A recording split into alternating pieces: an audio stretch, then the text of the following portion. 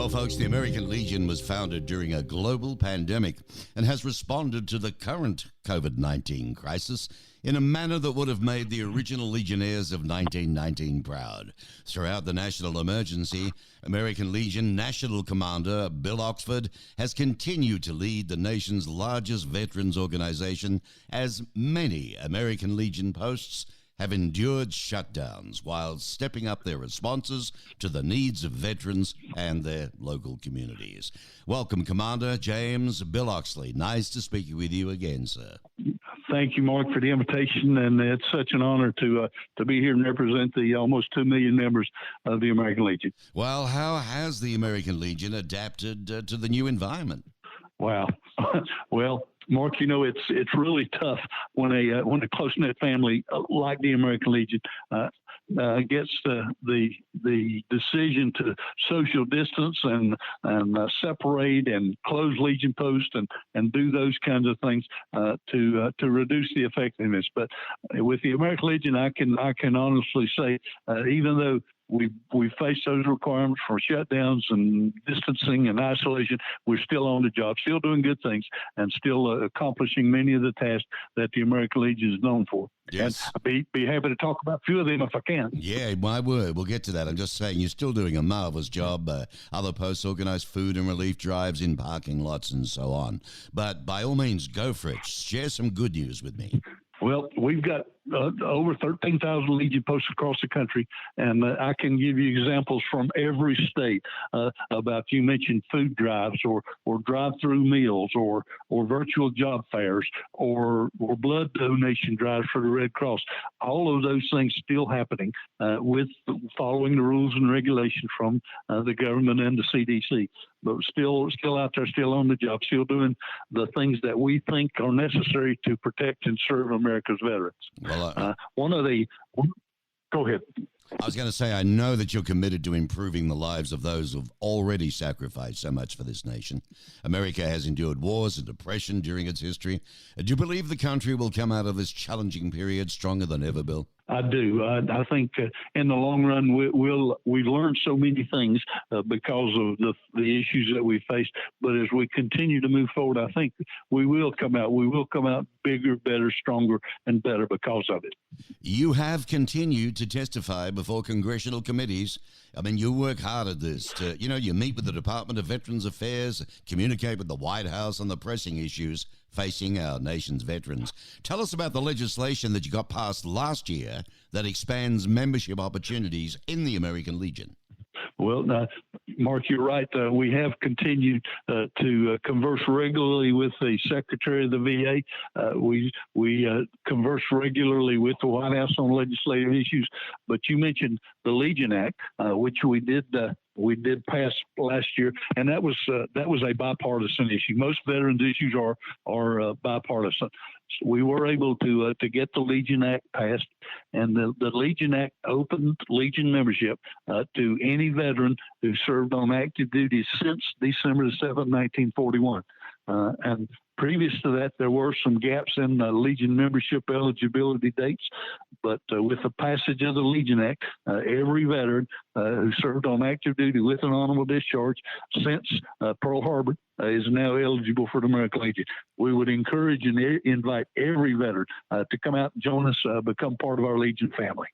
That's absolutely amazing. Good job. So why is the American Legion so closely associated with the GI Bill? Well, the GI Bill in the original format was written on Mayflower stationery by past National Commander Hank Lomry.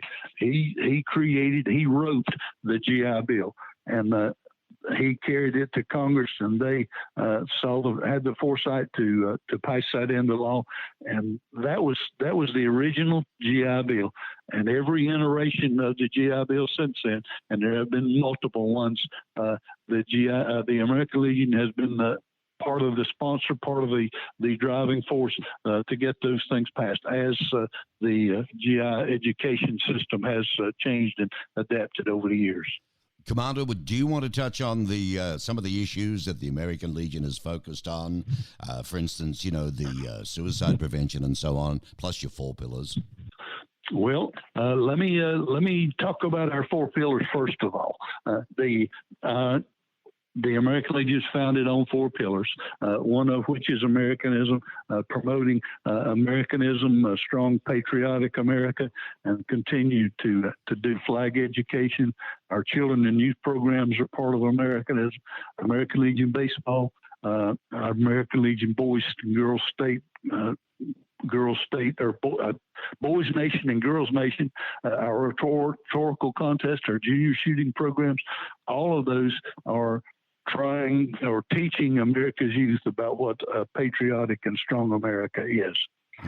Our national security pillar, we continue to evaluate and look at issues affecting our national defense.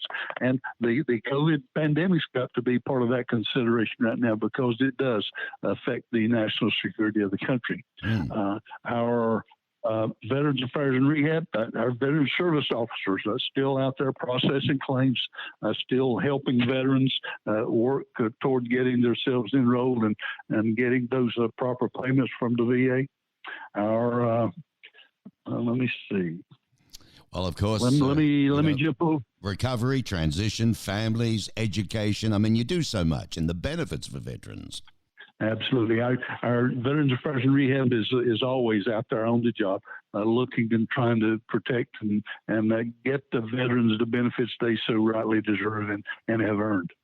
But that's a little bit about who we are and what we do. But you mentioned veteran suicides earlier.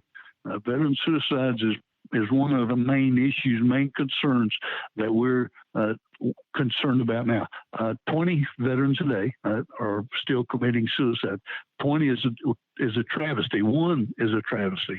But as we continue to move forward, our Buddy Check program is addressing those veteran suicides, or we hope is having an impact on veteran suicides as we try to reduce that number.